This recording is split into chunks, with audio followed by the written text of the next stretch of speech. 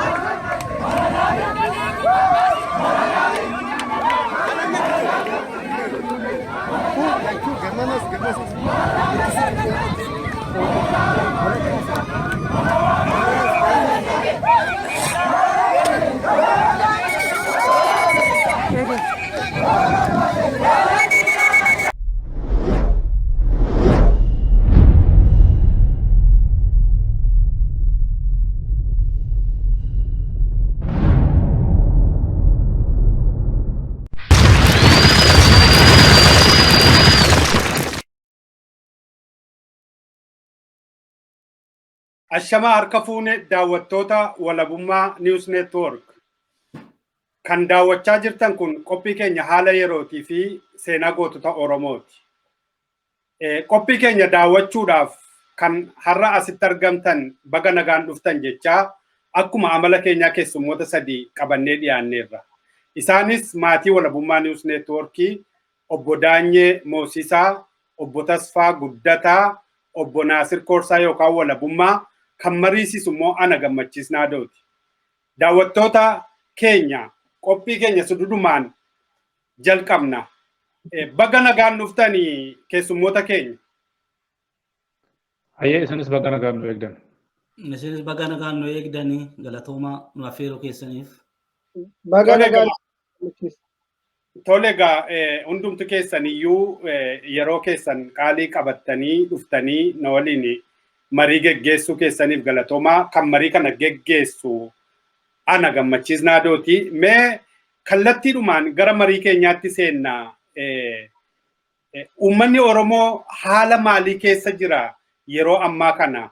Yeroo humni PP kufuu fi gatantaraa jiru kanatti sochiin warraaqsaa qabsoon haalli adeemsa qabsoo bilisummaa Oromoos laaffachaa jira. Mee kana akkamitti ilaaltu obbo Daanyee irraan jalqaba? Tole guddaa galatoomaa walabummaa News Network sagantaa kana qopheessite nu affeeruuf irra deebi'anii galatoomaa jedha. Yeroo ammaa kana keessatti uummanni Oromoo maal keessa jira gaaffii jedhuu fi haala suduudumaan eenyu taane haala rakkisaaf walxaxaa keessa jira. Kunis maaliif kan ta'e yoo jenne yeroo ammaa kanatti siyaasni biyyattii sana keessatti gaggeeffamaa jiru sirna Habashaa duuba kan deebisuu fi akkasumas immoo sirna federaalaa ijaaruu akkasumas immoo mirga saba isaa fi hiree murteeffannaadhaa kan qabsaa'aa jiru. Garee lamatti wal hiikee gareen lamaan kuni waan siyaasa gaggeessaa jiru kanaan kana keessa uummanni Oromoo miidhamaa dararamaa jira. Kanas immoo kan ta'eef egaa garbummaa jalatti waggoota dheeraaf kufne garbummaan kuni nurratti haa dhaabatu. Egeree keenyatti daa'ima keenyatti hin darbiin jedhee sabni Oromoo qabsoosaa gaggeessaa jira. Mootummaan immoo sirna duriin deebisa jedhee sirna durii deebisuudhaaf yeroo ammaa kanatti tattaaffii gochaa jira. Karaa miidiyaa qabu hundumaanii karaa sabquunnamtii, karaa bulchiinsaa, karaa humna hidhatee jiru karaa hundumaanii saba Oromoo irratti dhiibbaa hangana hin jenne, dararaa hangana hin jenne, badii hangana hin jenne gaggeessaa waan jiruu fi Oromoon yeroo ammaa kana keessatti dhugaadhuma baay'ee rakkisaadhaa hangana jedhanii kan tilmaamuu nama rakkisuudha. Lubbuu namaa badaa jira, namatu hidhamaa jira, bakka buutee namaatu dhabamaa jira. Akkasumas immoo dargaggoon umuriin isaanii waggaa 18 amma 22 jidduu jiran kunillee waraana daangaa biyya kutaalee yookaan immoo naannoo biraa keessatti akka dhaqanii hirmaattanii fi achitti lubbuun isaanii akka darbuu fi waraana saba Oromoo hin ilaallannee fi akkasumas immoo naannoon lamaan duwwaan furachuu kan danda'an irratti humnaan dirqiin geessee lubbuun isaanii akkasumas immoo haarsaan taane kafalchiisuudhaan maatiin daa'ima kanaa firoonni hiriyoonni isaanii waan rakkoo qolqabbii akkasumas immoo qaama isaanii irras karaa hidhaatiin ajjeechaatiin irra gahu sabni Oromoo rakkoo hamtuu isa mudatee jira. Egaa haala maalii keessa jira jedhuu fi kanuma gabaabaatti yoon xiqqeessee ilaalee qabsoon immoo maalitti jira kan jedhuuf egaa sabni tokko kan qabsaa'uuf maaliif qabsaa'a? Namni tokko yookaan immoo sabni tokko qabsaa'u dhiibbaa isarra ga'e mirga irraa fudhatame mirga sarbame sana deebifachuudhaaf qabsaa'a. Qabsoon sun immoo sadarkaa kanaa jennee parsanteejiidhaan kaa'ullee yoo baannu haala gaarii irra jira.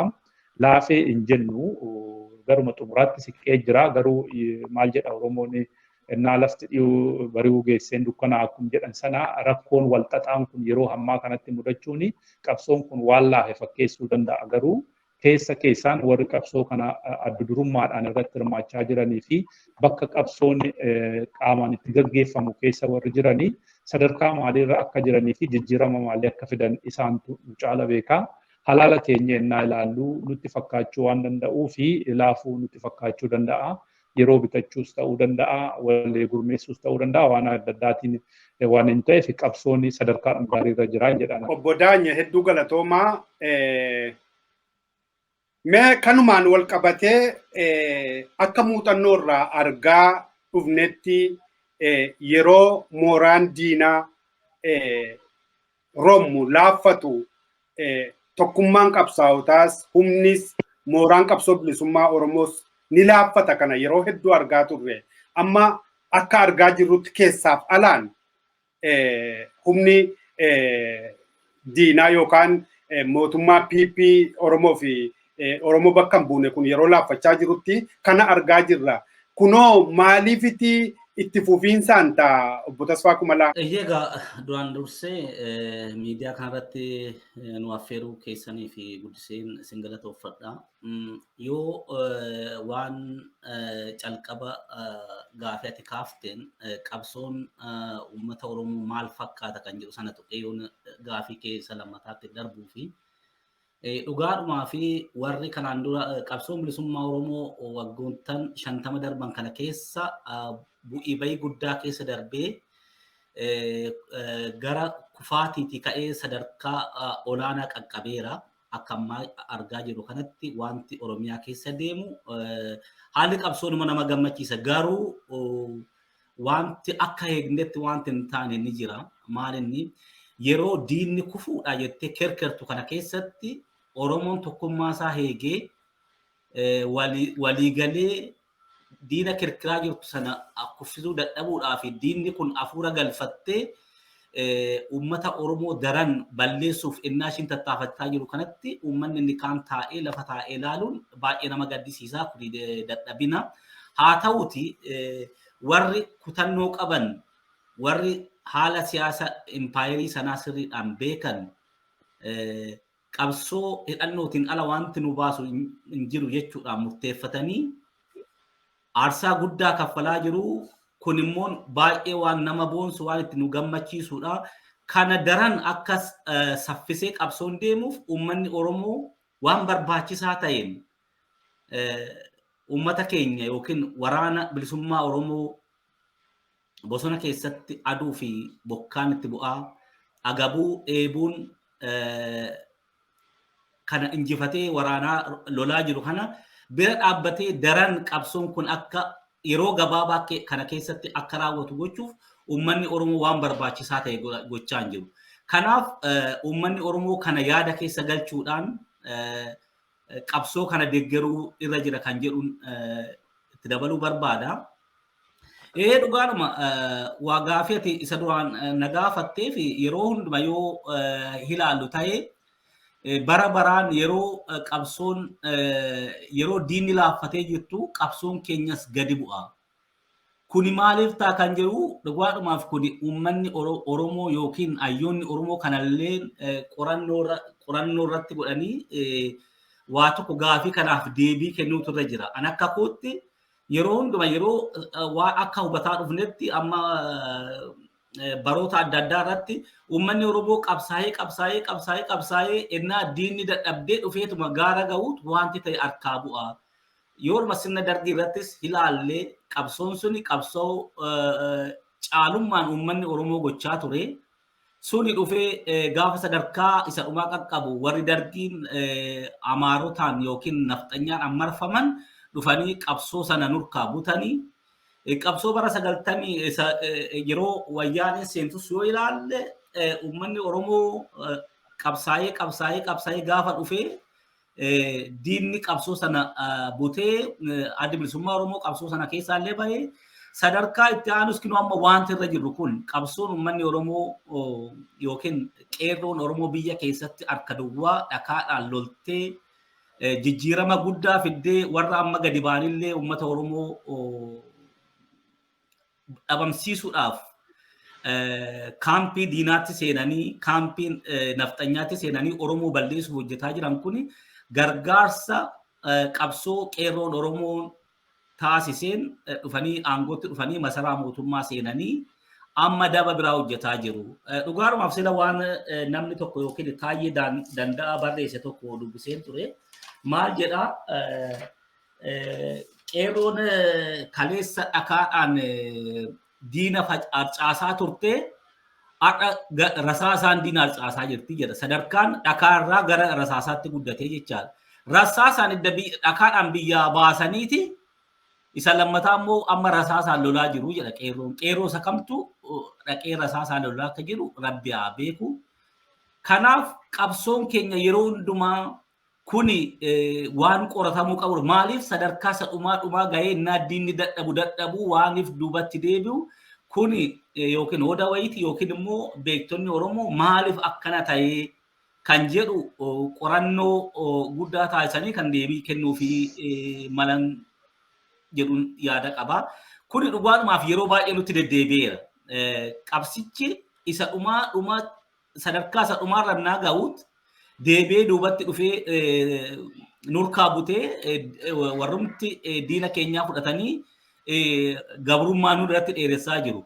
Kanaaf isaan haala amma jirru kana dhugaadhumaaf muuxannoo isa darberraa kaanee amma wanti deemaa jiru dhugaadhumaaf haala sodaachisaadha. Maaliifin sodaachisaadha jedhee tokkoffaa warri waggaa 30 kana uummata keenya akka barbaadan gochaa turanii qabsoo qeerrootiin masaraa Minilik keessaa ari'atamanii ba'anii lammata warra Amaaraa warra immoo lammata isa waggaa 150 bulchaa turan har'as sana dhabnee ristii keenya deebifanna jedhanii nu lolaa jiran faana wal lolaa yeroo jiran kana keessatti uummanni Oromoo yeroo chaansiinsaa isa gaarii akkasii kana callisee dabarsee gara fuulduraatti waan nu mudatu hin beeknu. Kanaafuu carraa inni kun kufaatii keenya kanaan dura dabarsine carraa keenya kanaan dura dabarsinirraa muuxannoo sanarraa fudhannee barumsa fudhannee har'a uummanni Oromoo waraana isa barbaachifne keessa seenee loluu dhiisee bilisummaa mataa ofii isaatiin gonfatee biyya isaa yookiin mirga isaa kabachiisuu irra jira kan jedhu yaada qaba. Obbo Tasfaa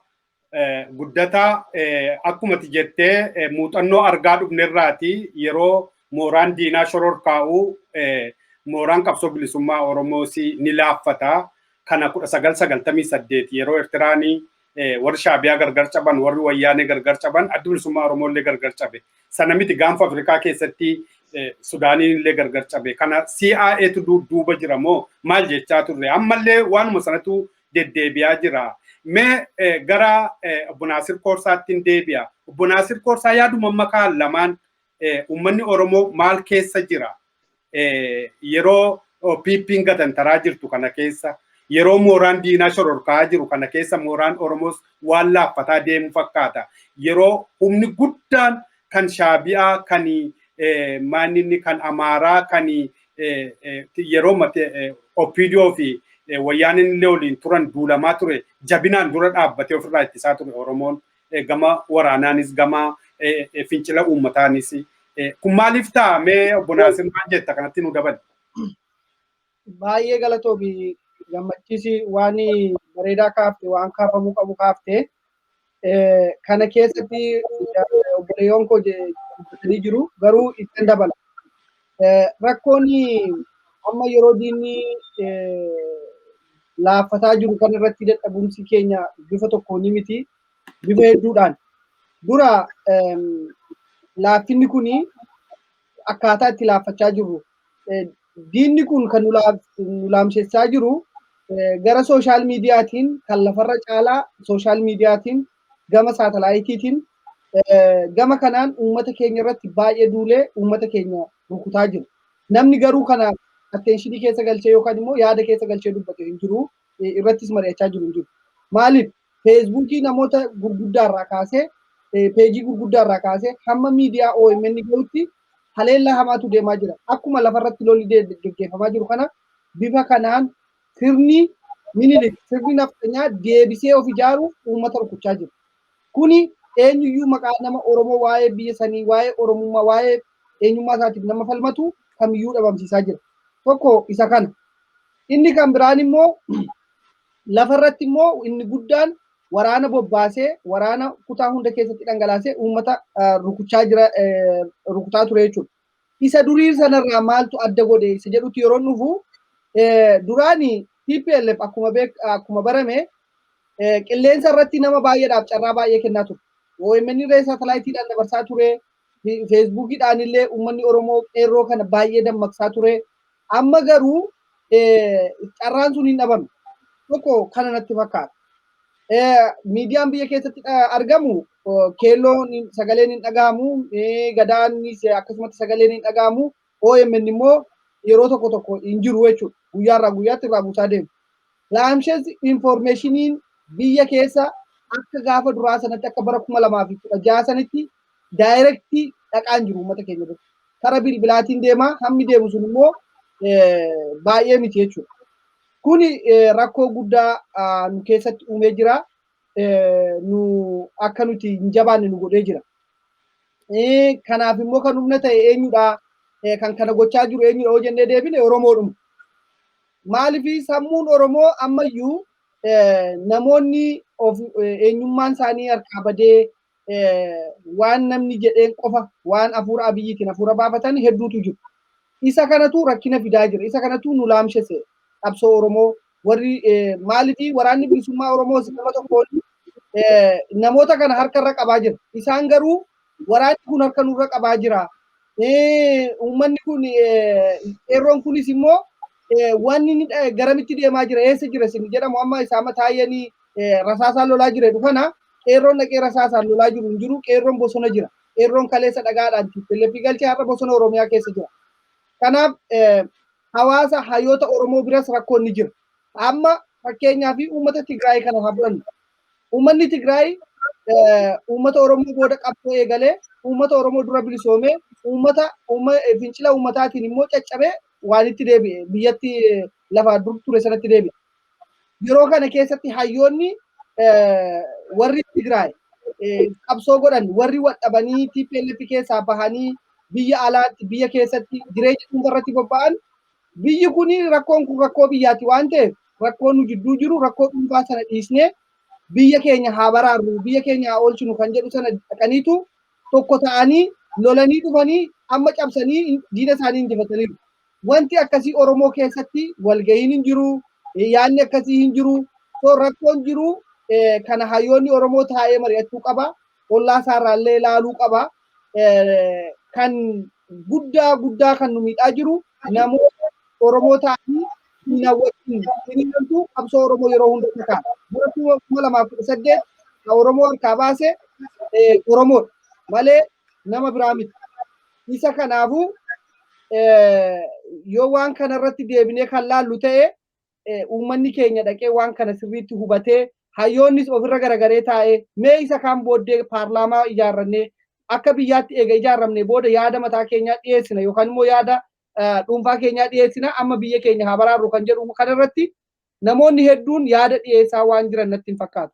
Isa kanaafiyyuu akka hayyootaatti hayyoonni Oromoo uummata hawaasa kana mari'achiisu hawaasni kun intarneetiin qabu gama tokkoon bilbilan qabu televezyiiniin qabu kanaaf hayyuun kun taa'ee maaltu falaa uummata keenya irraa intarneetiin qabu bilbilli hin jiru guyyaa guyyaatti waan meeqatu ibsaan hin jiru bishaan hin jiru so kanaafu uummanni yoo bishaan argatee ibsaan qabu yoo ibsaa argatee bishaan hin qabu kanaaf jecha maal gochuun nurra jira jedhee taa'ee mari'atee dhimma biyya kanaaf dhimma uummata kana silaa kan falatti gochuu qabu hayyoota Oromoo biyya alaa kana keessatti argaman jechuudha.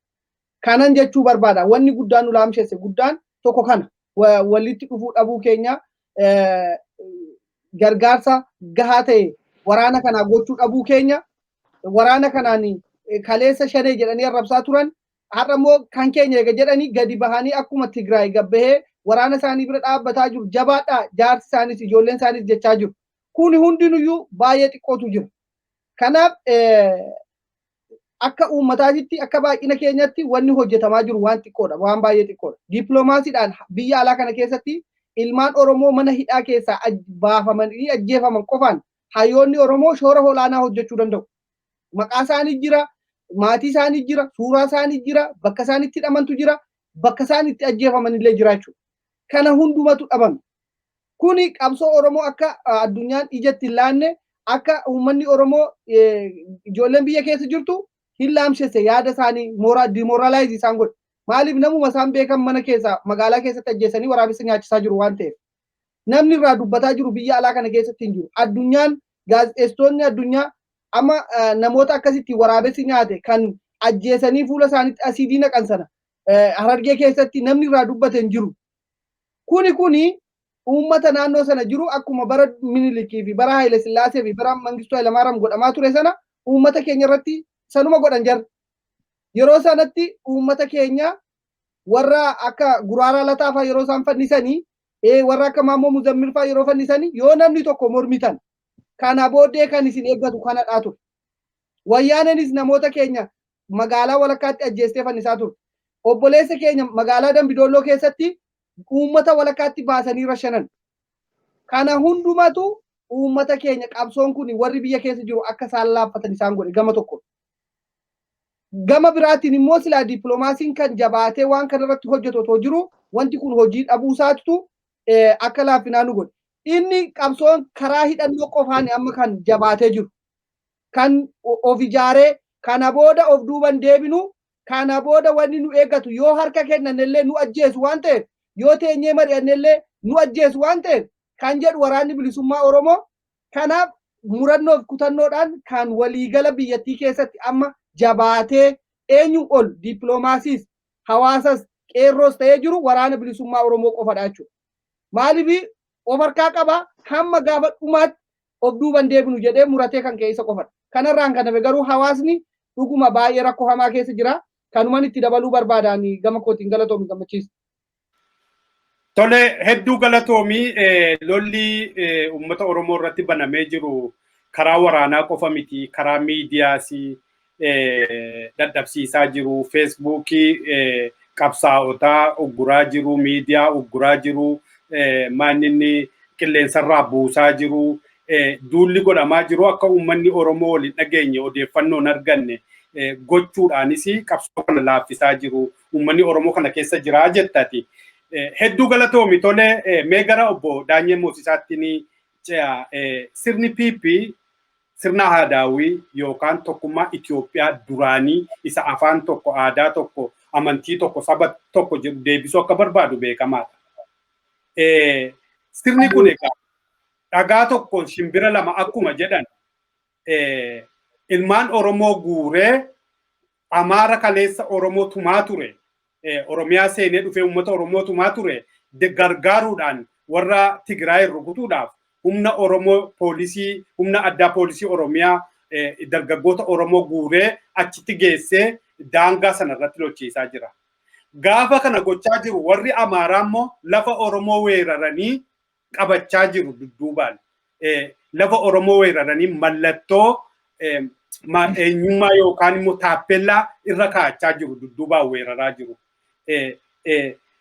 Kana ta'uu utuu beeku uummanni Oromoos ilmaan Oromoo dhaqanii lafa sana irratti du'aa jiranis lafi isaanii utuu weeraramaa jiru saamamaa utuu jiranii uummata isaanii irratti daguggaan sanyii lafa irratti saaminsi utuu godhamaa jiru utuu beekanii immoo utuu hin beekin dhaqanii kana gochaa jiru. Kanaan dura Amaarri warra Shaabiyaa dabalatee kunoo Somaaleenuu keessa jirti jedhama. Daboo hedduu kadhatee dhufee warra Tigraay rukutee Oromiyaas rukutaa ture. Ilmaan Oromoo maaliif dhaqanii achitti du'u jettee yaadda bodaani? Guddaa galatoome gammachiis gaaffii kee kana dura jecha lamaan tokko qabsoo Oromoo maaliif laafe jedhu irratti jechuu barbaada. An akkan ilaalutti qabsoon Oromoo hin laafne. Qabsoon Oromoo qabsoon tokko naa gaggeeffamu continuously eenyuunsaa akkasumatti oliin deemu yookaan immoo eenyuun tokko diagonaaleen tokko zeeroo yookaan eenyurra ta'ee hin deemu hin bu'aa kun immoo haala yeroo irratti hundaa'a. Haala diinni keettiin si fuuldura dhaabbatu akkasumas immoo hawaasni keessa deeggaruu fi humna ati qabdu irratti hundaa'eeti haala mijaa'aa fi mijaa'uu dhabuu irratti kan ka'e innaa tokko mul'ata innaa tokko immoo mul'achuu dhiisuu danda'a. Kun jechaan qabsoon sun dhaabbate jechaa miti akkasitti hubachuun gaariidha. Karaa biraatiin immoo qabsoon yeroo hunda akkuma kaleessa eegalametti har'atti fufuu hin danda'u. Haala jijjiirrata. Akkuma diinni kee istiraatejii jijjiiratu istiraatejii qabsoo hin jijjiirama. Istiraatejii lolaa ni jijjiirama. Haalli ittiin qunnamtii ni jijjiirama. Haalli ittiin sochii ni jijjiirama. Jijjiirama kana keessa innaa isaan as dhufan waan arginuuf qabsoon ka'e jennaan innaa immoo arguu dhabne qabsoon laafe jechuu nutti fakkaachuu danda'a. Kanaafuu tootaalii laafee jechuun eenyudha. Haala yeroo dhaabbatee bu'aa ba'aa deema. Karaa biraatiin immoo warri waraana keessa turtan yoo jiraatanii waraanni tokko naa lolee waraanni fuulduratti dhaabbate lolee mo'achuu hin dandeessaa. Inni tokko mo'ataa, inni tokko mo'atamaa yeroo sanatti isa mo'ate suni cimaadhaa baay'ee humna gaarii qabaa jabaate jennee dubbanna. Innaa immoo lolli fuuldura dhaabbanne in lolu hin arginu akkatti inni lolu hin arginu deebi'ee of ijaaruu deebi'ee waa tokko sirreeffachuu leenjii loltootaa yookaan immoo hojii dippiloomaasii hojii misoomaa hojii waan adda addaa irratti hirmaata. Waan sana ta'eef lola sana hin arginu sochii sana waan hin argineef waraannis hin mul'atu kunis hin mul'atu jedhamee namatti mul'achuu ni danda'a. Akkuma jedhes istiraateegiin suni kan itti fayyadaman jiraachuu danda'a. Inni karaa biraa immoo bara wayyaanee fi bara kana wal bira qabne innaa sana akkuma na dura dubbatame miidiyaan hanga tokkollee baay'ees ta'uu baatu dubbachuu ni danda'a ta'a.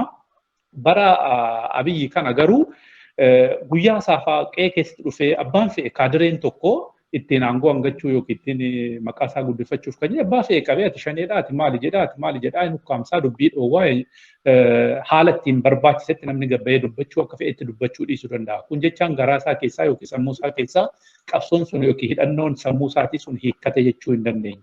Dabalataan akkuma dubbatame sana qeerroon duratti warri fuuldura ta'e adda durummaadhaan qabsoo kana sochoosaa ture hamma ooredii karaarra miti kan jiru. Qawwee qabatee hidhatee bosona jira lolaa jira jechaadha. Inni kaan leenji'aa jira. Kanaaf warra akkasitti sochoosaa ture sun waan achi jiraniif asbaanee akka duriitti karaarrattis waan hin argineef kunis eenyu ta'uu danda'a. Karaa uummataatiin yoo fudhanne immoo warri biyya keessa jiru, warri rakkoo keessa jiru, harka diinaa fi ija diinaa jala jiru, inni kaan mana hidhaa, inni kaan ajjeefamaa, inni kaan ilma kee fidi, intala kee fidi, haadha kee, abbaa kee fidi jedhanii waan rakkoo irra ga'uuf sagalee dhoffachuun hin jira. Sagaleen kun immoo gaaf tokko gaafa dho'ee ba'ee waggaa 10 kan fixu waggaa tokkotti xumuramuu danda'a ta'a. Kana akkasitti nu badhaan akka kiyyatti akka naagalutti. Gaaffii keessa lammaffaa fi piippiin dhagaa tokkoon simbira lama kan jedhanii oggaa uummata Oromoo daangaa irratti lolatti banamee sabni Oromoo bileenaan daangaa irraa buqqa'ee beelaaf saaxilamee karaa fi yookaan immoo bosona jalatti jireenya isaa gaggeessaa jiru. Kan abbaa kanaa jedhee karaa mootummaa bulchiinsa Oromiyaas ta'ee federaalitiin akkasumas immoo karaa abbootii amantiitiin deeggarsi isaanii godhamaa ture tokko hangana hin jiru, hangana hin turre. Akkasumas immoo hidhataan naannoo Amaaraa, naannoo Somaalee uummata keenya irratti ajjeechaa hangana hin jenne sukkanneessaa hanga dubartii gudeeduu, maatii biratti gudeeduu, warra biratti abbaa warraa biratti gudeeduu kana abbaa kanaa jedhee fi karaa mootummaas ta'ee karaa hidhataas ta'ee karaa tokko namni harka qaban jiru. Innaa isaan dhufanii saba keenya rukuchaa turanii hidhataan yookaan immoo warri riippii jedhan kuni warri hidhataan federaalaas ta'ee poolisii liyyuu maal isaan jedhan kan humna addaa Oromiyaa jedhan kunis akka waan hin arginetti bukkee ijarraa dabsachaa turan. Amma egaa ennaa diinni sun qeerroon akkasitti lolee warri duraan diina jedhee ofirraa buqqisee biyyatti galchee amma immoo deebi'anii jarreen sun immoo daangaa nuti isaanuu dhibame mootummaan nuti immoo akka nama qaama biyya tokko hin taanetti waraana irratti labsee walaana ollaallee irratti waammatee rukuchaa ture. Amma immoo isaan achirraa hafanii daangaa isaanii irraa fudhatame seeraan ala too karaa seeraa gaafachuu danda'an fudhatame sana deefachuuf socho'anii akka waan daangaan kun akka waliigala naannoo hundumaa yookiin akka biyyattii sana waliigala ilaallatuutti naannoo tokkoof tumsuuf jecha naannoo biraarraa hidhattoota walitti guuranii geessanii kutaa silaa seerri too jiraate seerri sun karaa duraanillee seeraan ala Tigraay naannoo Amaaraa yoo fudhatte seerri gaafa gad dhaabbate seerri sun kun seeraan ala fudhatame jedhanii seeraan deebisuun itoo isaarra jiru humnaan dhaqanii waraana isa duraa sana keessatti daangaa sana to'atan naannoo sana to'atan. Isaan kun immoo seeraan nu jala jira daangaa keenya deebna jedhaniiti warri TPLF lolaa jiru. Kana akka dhimma Itoophiyaatti ilaalchisanii geessanii ilmaan Oromoos ta'e ilmaan sabaaf sablammii biraa irratti daangaa sanatti lolchiisaa jiru. Karaa biraatiin immoo karaa Walloo fi karaa Karayyuu kana daangaa Oromiyaa weeraraa jira. Hidhataan naannoo Amaaraa kun. Maaliif isa Tigraay kan jidduu fi Tigraay fi Amaara jidduu loluu dhaqanii isa kan Amaaraa fi Oromoo jidduu callisanii ilaalan kan jedhu kuni ifa galaadha. Ifa galaadha maaliif mootummaan jedhee kan amma qaamni bitaan kun bittaa biyya sana bitaa jiru kuni kan hojjetaa jiru sirna olaantummaa warra Habashaa tiksuuf. Sirna sana tiksuuf immoo warra Habashaa warra sirna sana barbaadu, warra sirna sana fedhu, warra sirna sana deebisee dhaabuu barbaadu isaa waliin hojjeta. Erga isaa wajjin hojjete isaanii fi humna ta'uu qaba jechaadha. Yoo isaan humna dhabani mootummaan isaan jira. Karaa Oromiyaa fudhanne namni tokko egaa warra maal isaanii membership isaanii warra ta'een alatti kan isaa wajjin dhaabbatee kan isaanii sagalee ta'ee kan isaanii hiyyu waan hin jirreef sabni Oromoo harki 95 mootummaadha jedhee waan qaama kana hin ilaallanneef dirqama jarreen sana bira dhaabbatanii hangoo isaanis dheereffachuuf sirna barbaadan sana deebisuuf Oromoo fi sabaaf sablammii biraa of jalatti galchanii rukutanii maqaa biyyaatiin olola miidiyaan silaa hundi isaan akka jira akka waan biyyi weeraramtee akka waan Tigraay dhuftee deebitee amma biyya sana qabattee akka duriitti bulchuu barbaaddutti uummata sammuu naannessuudhaan isan sammuun isaa tole jedhee fudhate sana isa tolaan deemu isan deemne immoo humnaan ganda gandarraa nama 5 jedhanii walitti guuraa ijoollee leenjisanii ijoollee sammuu isaanii tokkoffaa fi akka dubbatamutti egaa waraana kanaaf akka hin deemnetti akka nageenya tiksuu yookaan waa tokkoof deemanitti dhaqan waraana keessa galuu kanaaf achi geessaa jira. Daangaa keenyarraa maan tiksine kan jedhuuf daangaan akka hin jiraanne barbaadu. Daangaan karaa tokkoon daangaa tiksuuf lolu waan nama ajaa'ibu. Karaa tokkoon daangaa kooti jedheet naannoon Amaaraa Tigraay wajjin wal lolaa daangaa sana dhaqanii loluuf Oromiyaa fi Sidaamaa akkasumas immoo kan warra Somaaleellee waan deemanii miti amma yaadaa jiru dhaqanii loluuf. Karaa biraatiin daangaan Oromiyaa immoo naa cabu. Sabni Oromoo lammiin Oromoo naannoo Walloo keessaa Karrayyuu keessaa miidhaan akkasuma lubbuu namaa fi qabeenya irratti gaggeeffamaa jiru akka daangaatti ilaalan akka waa tokko badeetti ilaalan akka waa sirriitti fudhatu jechaadha. Kanaaf jarreen kun karaa kanaan tolfachaa daangaa isaanii babal'ifachaa karaa kanaan immoo daangaa isa sodaatan uummata isaan hin fudhanne sana balleessuudhaaf deemu jechaadha. Deemanii achi naannessanii as kutanii Oromiyaa bakka lamatti kutuudhaan kaayyoo isaan barbaadan sana galmaan gahuudhaaf waan deemanii fi kana kan hojjetaa jiran. Maal jechaa jiru barreeffama social media irra deemaa jiruuni dafaatii kan Allamaaxaa fi kan eenyu nuuf fixaa hojiin manaa kan Matakkalii fi kan maaliiti Matakkaliif kan Walloo moo kan maaliitu nu hafee jechaa turan. Jechaan isaanii egaa akkuma duraan arrabaan dubbachaa turan sana ammas sanuma yaadu ammallee yeroo kanatti nu gargaaranii hojjetaa jiranu Tigraay yoo nurraa deeftanii booda immoo Matakkal isa karaa Matakkal dubbii sanachi garagallaa achiin lollaa kan naannoo Walloo kanas immoo achiin xumuranna kan jedhantu jira. Sirni sun kan gaggeessaa jirus isaan kan lolaas jiru isaan kan lolchiisaa jirus isaan. Ijoolleen immoo achitti deemaa dhuman kuni dhugaa dubbachuudhaaf dhuguma fedhii qabaatanii hundi isaanii achi deemu adiinkiso akkasitti yaadan. Maaliif nama 100 keessaa namni 10 namni eenyu waan akkasii fedhii qabaachuu danda'a haala adda addaarraan kan ka'e. Inni kaan garuu burjaaja'ee sammuunsaa hidhameeti fedhii yookaan immoo dirqiidhaan ajajoonni isaanii yoo dirqisiisan ijoolleen kunumaa gochuu hin danda'an. Mana militirii keessatti ajajaan bulaa ajajamee jiraachuu hin ajajama. Ajaja sana dinnaan immoo tarkaanfii irratti fudhatama. Kunis hin jira natti fakkaata gaa yoon yaada koo haala gaariin ibsuu barbaade kanuma natti mul'ata. Tole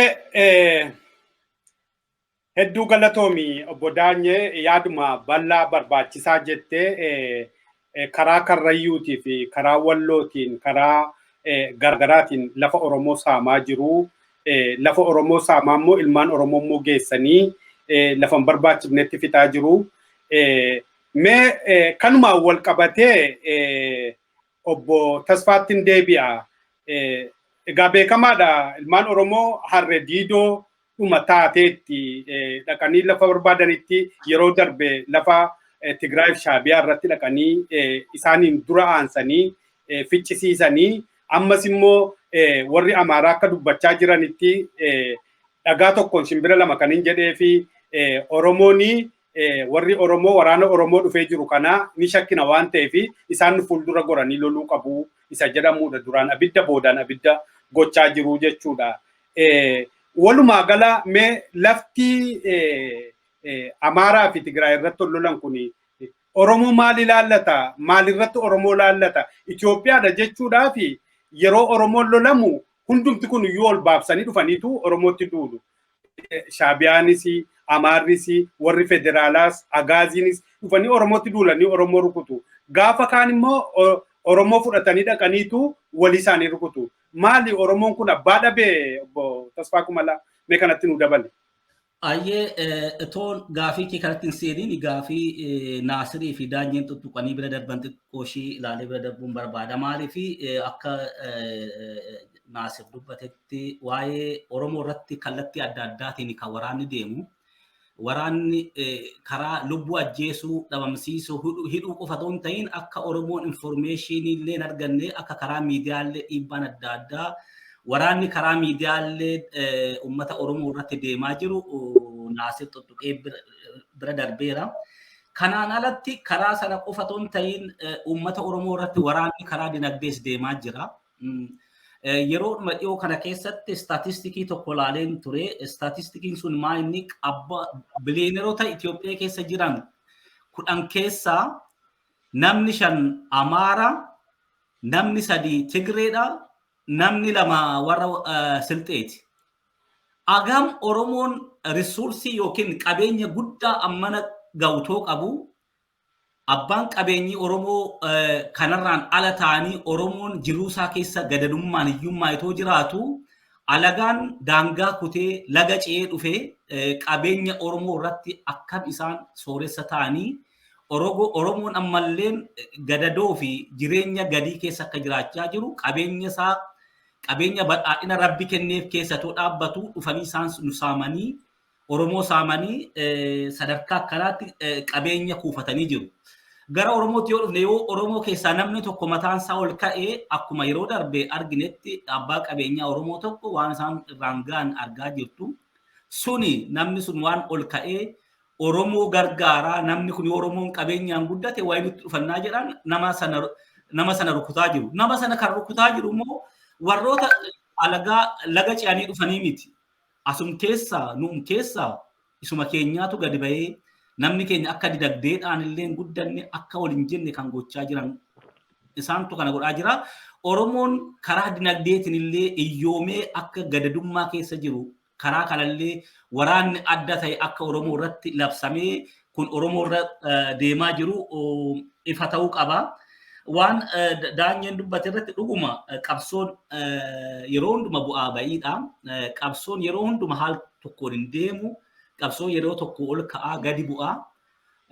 Akkuma Daanyeen dubbate yeroo qabsoon gadi bu'e akkuma waan qabsoon badeetti namoonni yaadan hin jiru suni dogoggora. Qabsoon immoo kan ittiin madaalamu yeroo hunduma injifannoon qofa otoo hin ta'in erga kufanii ka'anii illee dadhabanii ka'anii ol ka'anii lammata of ijaaranii diina sana balleessuuf waan godhan irratti hundaa'a. Kun immoo waanuma argaa jirru qabsoon keenya waggoota 50 kana keessa akka turanii amma isa dhumaa kana immoo sadarkaa akkamii irra akka jirru hundumti keenya nu dhiisaati diinniyyuu argaa jira sodaa keessa jiru waan amma deemaa jiru. Haa ta'u malee komii nuti qabnu qabsoon kun yeroo amma diinni dadhabe kanarratti yeroo diinni kirkiraa jirtu kanarratti uummanni Oromoo tokko ta'ee qabeenya riisuursii humna namaa mobilaayizdii godhee diina kirkiraa kana jirtu kana balleessuudhaa fi akka barbaachisaa irratti qophii ta'ee hin jiru. Kanaaf ammallee too yeroo fudhatiin irratti haa qophaa'udha gaafiin keenya. Kanaafuu uummanni Oromoo kan of gaafachuun irra jiru amma yeroo ammaa kanatti Oromoo tokkorraa ana akka Oromoo tokkootti bu'aanan qabsoo kanaa godhu maa inni karaa kamiyyoon gargaareen bu'aa buusa jedhee Oromoon mana isaa taa'ee itoo balaan itti aggaammataa jiru kun itoo irraan qaqqabiin Oromoon tokko ta'ee wanti kana aggaammii badii sanyii duguugaa irratti aggaamamaa jiru kana ofirraa qolachuutu irra jira. Kanaafuu yeroon ammaa kun yeroo duraanii daran uummanni Oromoo tokko ta'ee qabsoo isaa finiinsuu irra jira kan jiru waanuma Daanyeen dubbate jabeessee bira darbuun barbaadeeni. Inni biraa yoon gaafii ati gaafattetti darbu dhuguma waraanni kun waraana abbaa qabdi. Waraanni amma deemaa jiru kuni waraana ristii deebisuuti. Warri Amaaraa akkuma isaan labsatanii dhuguma waraanni kun uummata Oromoo wanti inni isa ilaalchisu hin jiru. Waraanni keessumaayyuu milishaan yookiin liyyuu warri humni addaa Oromiyaa wanti isaan deeman isaan dirqamni isaanii kan isaan leenji'an kan isaan kaa'an nageenya Oromiyaa eeguu ture. Haa ta'u kanaaf qaxaramanii mindaa nyaataa gaafa Oromiyaa keessa jiran gaafa daangaan Oromiyaa dhiibamu gaafa iddoo adda addaati milisaan naannoo adda addaa Oromiyaa keessa seenee waan barbaade gochaa ture jarri kun waa tokko hin goone. Har'a uummata mirga isaatii qabsaa jiru. Uummanni Tigraay daangaa namaatti darbee lolaa hin jiru. Daangaa ofii tiksuu fi lafa isaa akka seera biyyattiitiin lafa daangaan kennamee fi irra jiraatan irraa sanarraa daangaa ofii kabachiisuuf lolaa jira.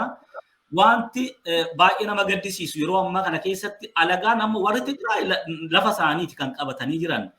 Warri Amaaraa maaliif waan kana gaafa Sudaan dhufee karaa matammaatiin lafa warra Amaaraa irraa fudhatee lafa qonnaa irraa fudhatee irra qubatee jiru kana keessatti waan sana dhiisanii isa sana irratti dhiisanii akkuma mootummaa federaalaas ta'e akkuma mootummaa naannoo Amaaraatti suni sagalee dhabee waan isaa gaduma dhiisanii itoo diinni alagaan yookiin biyyi alaa biyyi ormaa dhufee daangaa biyya tokko cabsee seenee lafa fudhatee irratti lafa ijaaraa mana ijaaraa jiru kana keessatti wanti sun gadi afee sagalee dhabee inni kun lafa warri Tigraay lafa ofii irratti lafa isaanii lafa kana nurraa isinirraa deebifanii itti lolaa jiran kuni dhugaadhuma waan gaafii kaasuudha.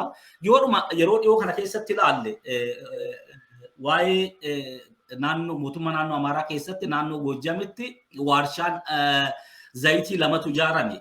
Waarshaan zayitii lamaan kun ijaaramanii wanniin roo maateeriyaalii kan argatanii kan isaan shallagatanii naannoo Humaraa sanarraa saliixa dhufuufaarraa beektu.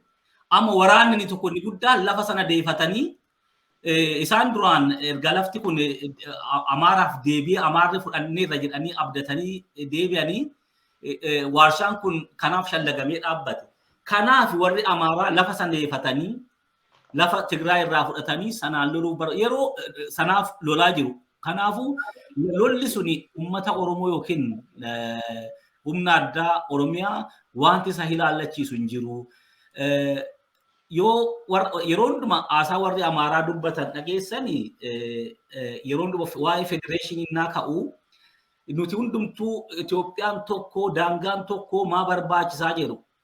Yoo raayyaa fi warri Humaraa fi Walqaayit gara Tigraayitti daangaanii yoo Tigraay Itoophiyaa taate rakkoon isaanii maa Itoophiyaan tokkuma jedhanii dubbatuuni. Erga Itoophiyaan tokko taate yoo isaan gara Tigraayitti daangessanii gara Oromiyaatti daangessanii kun akka dubbii isaaniitti waan dubbii kaasu waan wanni waraana kaasu miti. Erga yoo akkasitti yaadanii maaliif kana lolu? Jarri sun ka'ismu isaaniitiin immoo waa'ee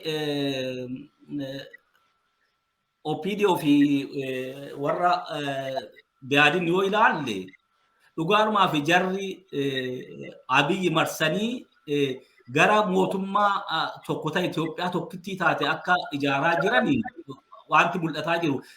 Waan mul'ataa jiru toon ta'in isaanii gadi ba'anii dubbataa jiru ofuma isaaniiti. Kanaafuu Abiyyi kan inni barbaadu dhugaadhumaaf hundum biyya Amaaraa fi Tigraay fi Oromiyaa wanti humna addaa Oromiyaa Tigraay geessanii ittiin lolchiisuu barbaadan Oromoo fi Tigraay wal lolchiisuuf. Akka isaan warri Tigraay Oromoo irratti lolanii wanniin hin uumamne barbaadanii. Maaliif Abiyyi akkanatti hundumaa Amaaraa Tigree Oromoo wal lolchiisee akkuma fedhii isaatii aangoo isaa isanni abjuu nugusa ta'uu isaatii sana mirkaneeffachuuf kanaan waggaa meeqa aangoo irra turuuf deema. Kanaafuu uummanni Oromoo waraanni uummata Oromoo hin ilaalchisu. Waraanni humna addaa Oromiyaas wanti deemee daangaa namaa keessa deemee achitti dhaqee du'u hin jiru. Jarri kun akkuma dubbatamu yoo du'an illee dhaqanii achitti yoo lolanii du'an illee galata hin qabanii. Warri Amaaraa waan dubbataa jira hin dhageessu. Jarra kana hin amannu ammallee ni amantii irraa hin qabnu dhufanis dhiisanis akka waan hin jirreetti dubbatu. Sirumayyuun jarri kun nu barbaachisanii waraanni humni addaa Amaaraa tokko humna addaa Oromiyaa 1,000 caalaa jedhanii dubbatataa jiru. Kanaafuu hunda kan isaanii humni addaa Amaaraa namni tokko yoo humna addaa Oromiyaa 1,000 caale wanti uummanni Oromoo dhaqee daangaa namaa waraana abbaa qabdu keessatti du'uuf hin jiru. Kanaafuu Oromoo keessatti akkuma amma dubbattan jarri gaafa waraanni sun dhume karoora biraa qabu deebinee Oromiyaa fudhannaa ristii keenya deefannaa jedhanii karoorfatanii jiru.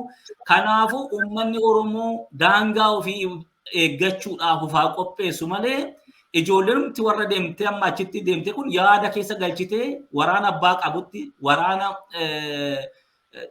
akkanumaan Oromoon ilaallannetti deemanii du'uurra deebi'anii ummata Oromootiif qabsaanii qabsoo yookiin du'a maqaa qabu yoo du'a wayi du'a maqaa qabu ummata Oromootiif yoo du'a wayi kanaafuu yaada keessa galchanii isaanillee meeshaa isaanii qabatanii akka Oromiyaatti deebi'anii qabsoo ummanni Oromoo bilisummaa isaatiif adeemsisaa jirutti dabalamanii finiinsanii yaada dhumaa kennan. Baay'ee galatoomii akkuma jette maqaan baduu mannaa mataan baduu wayyaa jedhani warri Amaaraa Oromooni humnan qabu waraanni Amaaraa tokko waraana Oromoo 10 caala jedhani lafa Oromoo karaa hedduudhaan karaa Matakkaliin karaa Walloon karaa garaagaraan kun amma immoo Karrayyuurraan lafa babal'ifachaa jiru. Rakkoo guddaan Oromoo tokko gaafa lafti isaa qabamu gaafa namni isaa ajjeefamu dhaabbadhaa hin gaadha malee lafa koo kanarraa deemaa jedhee lafa isaa deeffachuu yookaanis immoo kan ajjeefameef ijaa bahuu hin beeku waan ta'eef ittuma babal'ifachaa deemuu dhaabbadhaa jedhamee rammachuma dhaabbatu bor immoo xiqqoo turanii akanii taappellaa isaanii dhaabu akkasumatti lafa Oromootti daddarbaa deemu kun rakkoo guddaadha. Mee obbo Naasir Koorsaa waa'ee miidiyaatti sitti deebi'a siinii.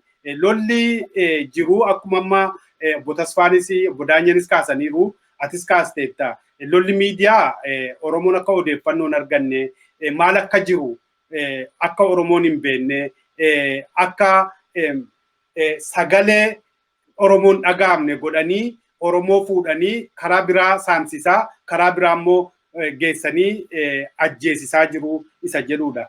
Mee namoonni miidiyaamti Oromoo jajjabaanuun jiru duraanii OMN ture OMN kun iyyuu ejjennoon isaa badaa miti dhimma walabummaa Oromiyaa fi bilisummaa uummata Oromoo irratti jedhu miidiyaan tamma jiru kan Oromoo kun wal xaxaadha isaan iyyuu kaayyoon isaanii beekamaa miti jedhu anamman quba qabutti miidiyaan 11 kaayyoo walabummaa Oromiyaatti kan amanan warra Finfinnee News Network faa miidiyaan garaagaraa jiru.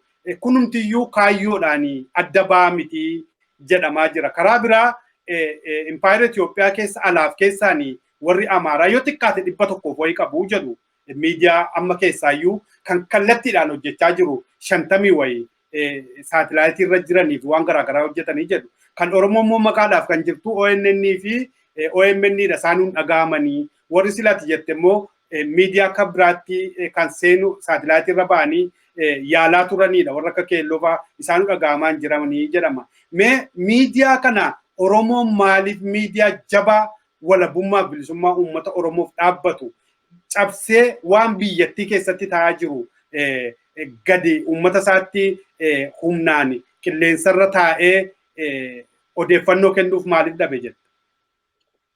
Galatoomi gammachiisi mee dura waa'ee lola sila jette san irratti daqiiqaa 2 yookaan daqiiqaa 1 kenna yaada koo dabaluu barbaada. Tokkoffaa lolli naannoo Tigraay fi naannoo Amaaraa jidduutti irratti adeemsifamaa jiru kun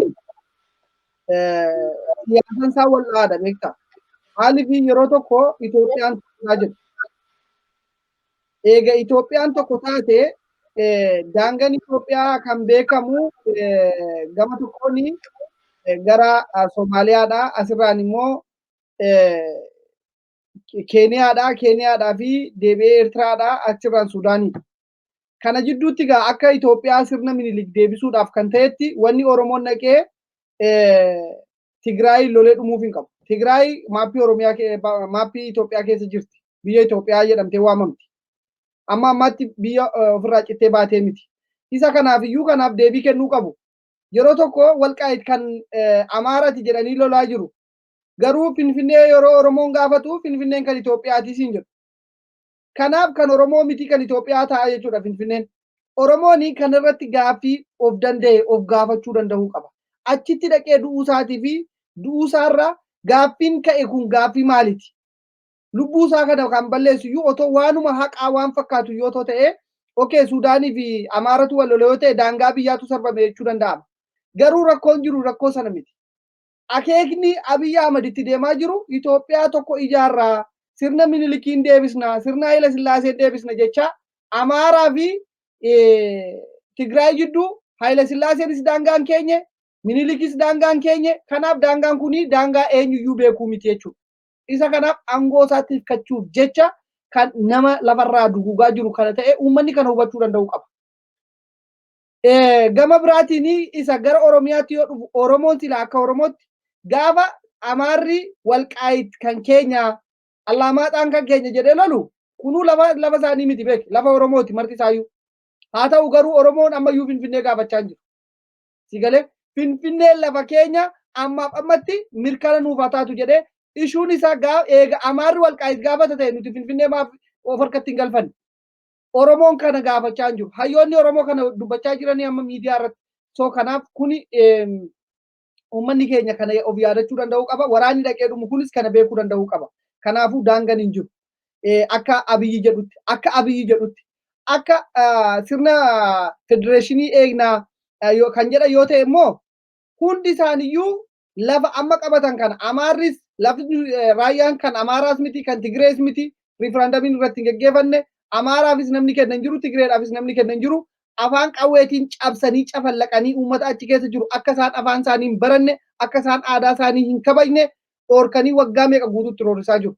Kanaaf dhugaa fi haqatti deebi'anii sirna TPLF ijaare sanaan iyyuu namoonni sun mee yaada isaanii haa kennatan mee ati maali ani eenyu haa jedhanii of haa himan isaan ofii isaaniif dura ba'anii afaan qawweetiin ati Amaaraa ati Tigreedha jechuun irra. Kanaafiyyuu uummata bal'aadhaaf saba bal'aadhaaf rakkoon naannoo sana jiru hawaasatti deebi'ee paarlaamaatti deebi'ee afaan nagaa fi afaan tasgabbiitiin namni sun aayidantitii mataa isaatiin Amaara yoo jedhu Amaaratti deeme Tigreedha yoo jedhu Tigreetti deeme Oromoodha yoo jedhu Oromootti deeme bifa kanaan haa xumuratu kan jedhu yaada qaba. Dhiiga dhangalaasuun barbaachisaa miti. Gama miidiyaatti yoon deebi'ee dhufe miidiyaan Oromoo yoo baay'ate walumaa galatti miidiyaan Oromoon qabu miidiyaa 50 caala. Walumaa galatti warra yuutuubaroota dabalate. Kana keessaa adda durummaadhaan kan uummata kana xiqqoo sochoosaa ture OMN ture. OMN akkuma beekamu rakkoo guddaan kan harka ga'e waan OPDOon harka keessaa qabduuf. Maaliif kanaan dura OPDOon waan isaan adda bilisummaa Oromoo fi waraana bilisummaa Oromoo hin dabarsinaa jedhanii irratti dhiibbaa gochaa turanii fi kanaan uummanni Oromoos OMN'tti baay'ee mufateera. Baay'ee mufateera keessattuu qabsaa'onni keessattuu warri dhiigatti dhangalaasee lafeetti cabsee qabsoo kana waggaa dheeraa irra ture jechuudha.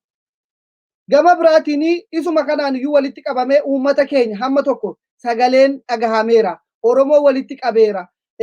Waa hedduu hojjetee jira jedhamee akkuma miidiyaatti yaada mataa isaa qabatee haa deemu uummanni keessaa haa filatu kan jedhamuun kunumtuu taa'e. Gaafa kuni ta'uu Abiy Ahmed gaafa fuudhee biyyatti galchuu lakkii Itoophiyaa yoo ta'e malee kan jedhuun pilaanii yookaan immoo roodmaappii Indaargaachoo Tsiggeefaa baasan sana miidiyaanis sana qabatee deemuu qaba. Kan jedhamu eggii kaasanii booddee sanarratti waldhabbii dhufe sana booda OMN illee isaan irraa gargar bahee jechuudha. Gaafa OMN isaan irraa gargar bahu maaltu dhuferee amma OMN attaakki gochuudhaaf baay'ee isaaniif salphaadha. Maaliif tokko qofa jechuudha kan saatalaayitii irra jiru. Otoo akka miidiyaan Oromoo kan akka OMN 50 yookaan 60 saatalaayitii irra jiraate hunda kana attaakki gochuu hin danda'an. Maaliif birrii miliyoona gaafata jechuudha. Miidiyaa 50 saatalaayitii 50 irraa buusuudhaaf. Kanaaf Oromoon bifa kanaan of ijaaree jira of ijaaree hin jiru jechuudha. Roolii kun taphatu miidiyaan hedduu yoo heddummaate yoo baay'ate dhimma Oromoof Oromiyaa irratti ijaaramee hawaasni kun duuba taa'ee kan ijaaru yoo ta'e rakkoo tokko hin qabu. OMN tokkittii garuu miidiyaa 100 yoo baay'ee miidiyaa 100 buusuu danda'u. Kanaaf baay'ina Oromoo fi dandeettii Oromoo fi qabeenya Oromoo wal bira qabnee yoo laallu Oromoon miidiyaan qabu jechuudha. Miidiyaaleen warri xixiqqaa warra akka keelloo miidiyaa baga dhalatee baga waggaa lammaffaasaa kabajaa jira baga ittiin si ga'e jennaani akka gaarii deemee ture kunoo innis rukutamaa jira. Maaliif saatalaayitii mataasaa danda'e hin qabu. OMN keelloo jala eenyu jira? Bultumii jira, miidiyaa sadii moo afur teegeree faatu jira. Miidiyaan tokko tokko jala jiru. Sagaleen isaanii hin dhaga'amu. Sagaleen isaanii hin dhaga'amu. Kan biraa kan eenyu jira? Shinnigaatu jira. Shinnigaan immoo innis nama isa deeggaree akkasittiin kaasu hin jiru. FNN nama 10 ol bahe. Nama 10 yeroo ol bahu yaada 10tu jira. Yaada 10 kana keessa kun hundinuu maaliin dhimma hegeree Oromiyaaf Oromummaa qofa irratti kan xiyyeeffate jechuudha. Waa'ee impaayera Itoophiyaa faarsuu, Itoophiyaan akkana taatee jettu waan taane uummata keenya dura mana keenya ijaarra, saba keenya walitti qabna, rakkoo keenya furanna dura, daangaa keenyatti kan jedhu irratti warra kana uummanni Oromoo ittisuu hin danda'u. Maaliif diinatu keessa jira. Kan afaan Oromoo dubbatu, kan mootummaan biyya taa'ee mootummaarraa miindaa nyaatu, kan biyya alaa kana keessatti taa'ee miindaa mootummaa biyya alaarraas nyaatu, warra kana walitti fidanii wanni isaan ittiin goyomsan yoo jiraatan tikkeettii ittiin kutatanii biyya deeman, tikkeettii kutatanii biyya galuu dhabuudhaan mana kaare meetirii 200 fi 300 biyya guutuu gurguranii biyyi keenya nagaa qabdiidha. Otoo uummanni Oromoo halkanii guyyaa dhumaa jiru miidiyaarra dhaabbatanii jechuudha. Warra kana warri akkasii kun mootummaan fidee ijaaree walitti isaan qabee gurmeessetu akka isaan feesbuukii cufsiisan, yuutuubii cufsiisan, warra kaan immoo warra dandeettii guddaa qaban, warra akka IT barataniin immoo kan hunda isaaniiyyuu yeroo tokkotti haak isaan gochisiisu isaanis ijaaree jira jechuudha. Gama saatalaayitiinis bifuma kanaan ijaaree jira jechuudha. Warri amma Tigraay saatalaayitii 7 moo 8 irra ba'anii guyyaarraa guyyaatti saatalaayitii irratti jijjiiru. Warri amma abbootiin qabeenyaa doolaara miliyoona 1 kenniteef miidiyaa Tigraay. Jeneraalonni Tigree kan achi keessa jiran namni miliyoona walakkaadhaa tokko gadi kenne hin jiru. Namni tokkichi miliyoona doolaara miliyoona walakkaa. Kana jechuun biyyi sun uummanni sun sagaleen uummata sanaa Geetaachoo Araddaafaa warra bosonaa lolan caala kan miidiyaan kun kabar godhee addunyaan guutuun akka sagalee gochaafii jiru, akka uummata sana bira dhaabbatu kan taasisaa jiru miidiyaan. Shoora miidiyaan taphachaa jiru. Waan isaan agarsiisan ragaa qabatamaadhaan namoota Tigraay keessatti rashanaman sana bakka isaa wajjiniin investigeeshinii godhanii joornaalistoota erganii akka wanni sun mirkanaa'u Amnesty International fi Human Rights Watch bakka sanitti erganii wanti sun dhugaa qabatamaa ta'uusaa akka isaan mirkaneessan. Kana hunda kan gargaare maaliin? Sababii miidiyaatiin. Oromoon miidiyaa akkasitti ijaarratee dhimma namoota dhuunfaa yookaan immoo dhimma waan rakkoo Oromoo jidduu jiru sana dhiisee dhimma Oromoof Oromiyaa bahaa dhiyatti kaabaa kibbatti kan ilaallatu, kan waloo keenya ana kan wal jaalatuuf kan wal hin jaalanne nama fixuu deemu, kan afaan Oromoo balleessuudhaa deemu kan irratti xiyyeeffatee warra dubbatu yoo jala ijaarrate malee rakkoon Oromoo furamuu hin danda'u. Kanaaf immoo namoonni ijaarraman sun ofirra garagaranii dhaabbatanii waa'een Oromoof Oromiyaa isaanitti dhagahamuu qaba. Waa'een Oromoo uummanni Oromoo qabsaa'onni Oromoo biyya alaa kana keessa jiran dhimma kanarratti hojjechuu danda'uu qaban. Dippiloomaasiin kanarratti hojjechuu danda'uu qaba. Hayyoonni Oromoo uummata Oromoo kana barsiisuu danda'uu qaba. Nama miidiyaa qabutu dhageettii qaba. Nama miidiyaa qabutu waraana isaa agarsiisa. Nama miidiyaa qabutu biyya misoomte agarsiisa. Albuuda isaa waa gurgurachuudhaaf miidiyaa si barbaachisa. So kanaafuu uummanni keenya kanarratti xiyyeeffannee hayyoonni Oromoo kanarratti hojjechuu qabuun jedha. Galatoomi gammachiisoonni yeroo dheeraa fudhadhee jiraadheef dhiifama. Hedduu galatoomi Naasir Koorsaa waa'ee miidiyaa irrattis waa'ee haala deemaa jiru irrattis yaada bal'aa nu laattee yaadati waa'ee miidiyaa irratti nu laatte dhugaadha. Egaa horii Oromoo saaman ni qabu. Dhugaama dubbachuudhaaf immoo warri Oromoon immoo ilmaan Oromoo ala kana jiran qabeenyaan dureeyyii ta'anii warri garaagaraa kun qabsoo isaanii bira ammam dhaabbatu ni jedhu akkuma jetteedha. Miidiyaa isaanii bira ammam dhaabbatu ni jettu inni jedhu akkuma jetteedha. Mee gara obbo Daanyeettiin deebi'a. Daawwattoota walabummaa News Network kan daawwachaa jirtan qophii keenya haala yeroo fi seenaa gootota Oromooti. Akkuma jedhee obbo Daanyee Moosisaa, Tasfaa Guddataa, Naasir Koorsaa fi kan qopheessee dhiyeesse immoo ana gammachiisnaa dooti. Turtiin keenya nu waliin itti fufu.